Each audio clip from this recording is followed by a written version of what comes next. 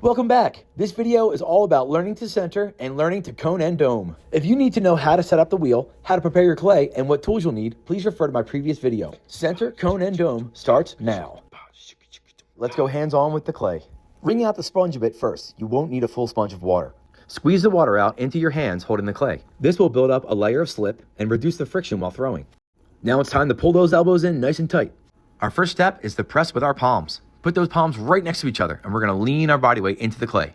This little forward push is going to counteract that extra wobble. Make sure you're keeping those elbows tucked in and not extending your arms. You just want to lean your body weight into your elbows.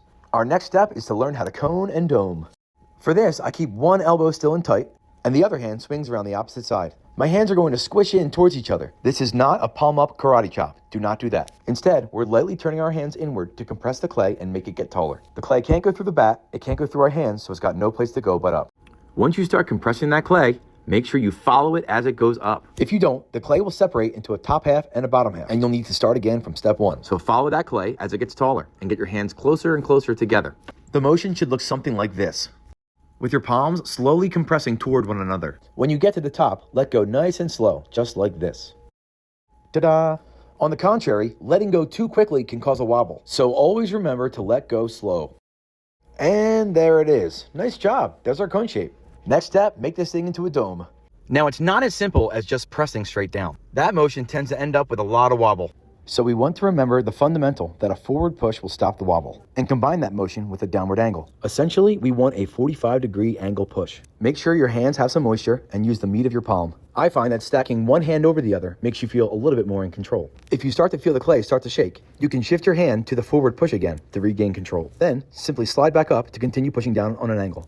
And that should give you a pretty good dome. Let me show you one alternate technique for doming. Some potters prefer to wrap one hand around while the other pushes from the top. This is an option you can do as well. In this case, the hand wrapped around the outside is really just using the fingers to smooth out any small imperfections. The pushing down of the clay is still happening from that top hand. The next step is to flatten out the top of that dome. To achieve this, you want to press down on the top and in from the side at the same time. Let me break this part down. This is a similar motion to that first step when we were pushing with our palms. The main difference is that I now have one hand pressing down on the top. Now your hands are going to be dictating the large shape of the clay, but you can use your fingers for some small smoothing on those far edges while you're pushing. Again, I find it a bit more stable for one hand to hook onto the other. With the right balance of pushing down from the top and in from the side, you should end up with this nice hockey puck shape. Now, drop a finger onto the edge to peel away that excess bit of clay. We call that the clay skirt. Take that bit of extra clay and just stick it off to the side of your splash pan. Now we're just about ready to open this thing up and turn it into a bowl. Jump to my next video to watch more of those details. Please remember to like, subscribe, and share with a friend if you think they'll find it helpful.